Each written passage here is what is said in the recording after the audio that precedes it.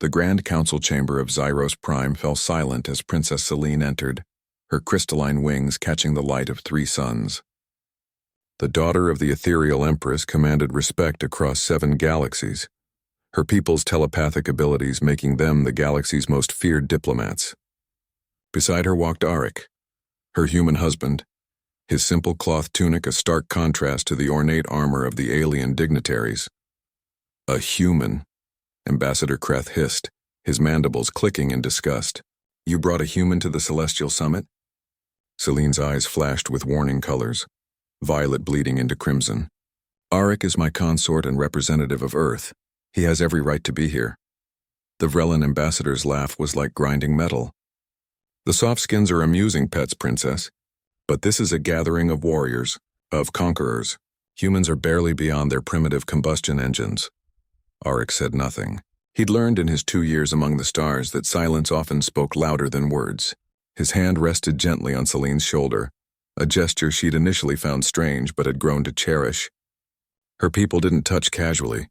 Physical contact was considered crude, unnecessary when minds could meld, but Arik had taught her the comfort of a gentle hand, the reassurance of presence. The human doesn't even defend himself. Another voice called out. Does he understand we're mocking him? He understands, Selene replied coolly, her telepathic powers reading the room's hostile intent. He simply doesn't waste energy on fools. The council proceeded with its true purpose, the division of the Outer Rim territories. For 3 hours, Arik sat quietly while empires that spanned thousands of worlds argued over resources and trade routes. Selena noticed his jaw tighten when the Vrellans proposed enslaving the populations of recently discovered primitive worlds. But he remained calm. She'd seen this before, his remarkable ability to observe, to calculate, to wait. Humans were harmless. She'd initially thought when she first visited Earth, curious and creative, yes, but physically weak compared to most spacefaring species. Their technology was centuries behind. Their planet was a backwater, barely worthy of a footnote in galactic history. Then she'd met Arik. He was a scholar, a historian who'd dedicated his life to studying human conflict. When her ship had made first contact with Earth, he'd been chosen as one of the cultural liaisons. Their connection had been instant, not the telepathic bonding of her people, but something deeper. Something her species, for all their mental prowess, had lost millennia ago. Love. The matter is settled then, Kreth announced, slamming his crystalline staff against the floor. The Outer Rim worlds will be annexed. Their populations will serve the greater galactic economy. Slavery, Arik said quietly. His first words in 3 hours, the chamber turned to him. Excuse me? Kreth's voice dripped with contempt. Arik stood slowly. Selene felt his pulse quicken, not with fear but with something else. Something that made her telepathic senses recoil slightly. You're proposing slavery, Arik repeated, his voice steady. Dressed up in diplomatic language, but slavery nonetheless. Forced labor, subjugation, the removal of free will. The strong rule the weak, the Vrellan ambassador said. This is the way of the galaxy, human. It has been so for 10,000 years. And Earth was supposed to be next, wasn't it? Arik's brown eyes, so soft when he looked at Selene, had become flint. That's why you opposed our marriage, Ambassador. Not because I'm unworthy of the princess, but because you'd planned to add Earth to your collection of slave worlds. The chamber erupted in denials and outrage, but Selena felt the truth in their minds. Her wings darkened, a sign of deep anger among her people. You dare accuse this council, Kreth began. I dare, Arik interrupted, because I've spent 2 years studying you, all of you, learning your languages, your histories, your military capabilities. Do you know what I've discovered? He walked to the center of the chamber, and for the first time, Selene saw what she'd somehow missed. The gentle scholar she'd married carried himself like a soldier. His steps were measured, controlled. Every species in the room had some advantage. Telepathy, superior strength, advanced technology. But Arik moved like someone who'd learned to fight without advantages. Humans have fought 368 major wars in our recorded history, Arik said softly. We've perfected killing each other with sticks, stones, swords, guns, bombs, and diseases. We've committed genocides that would make your conquest fleets weep. And then, and this is the important part, we learned to feel shame about it. His voice rose.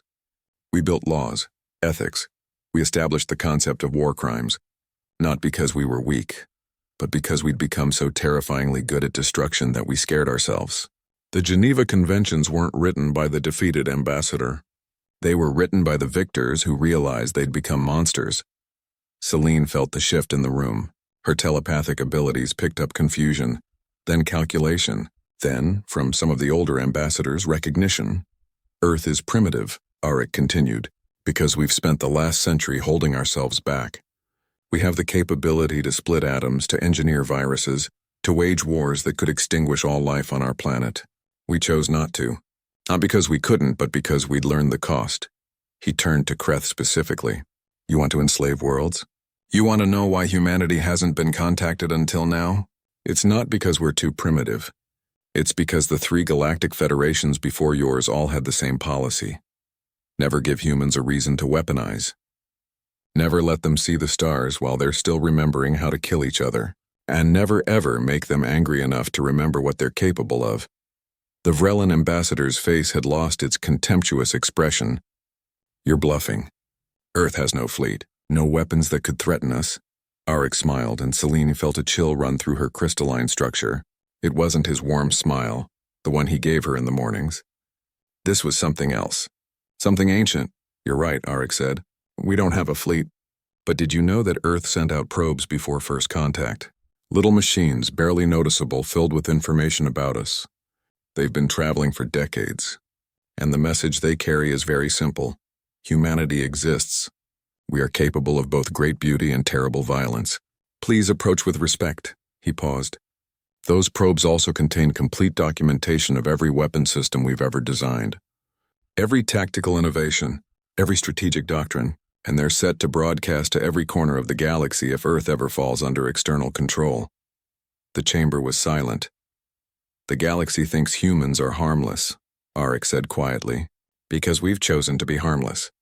But choice implies options. Remember that, Ambassador, the next time you look at a primitive species and see only slaves. He turned to Celine. I'm ready to go home now if you are.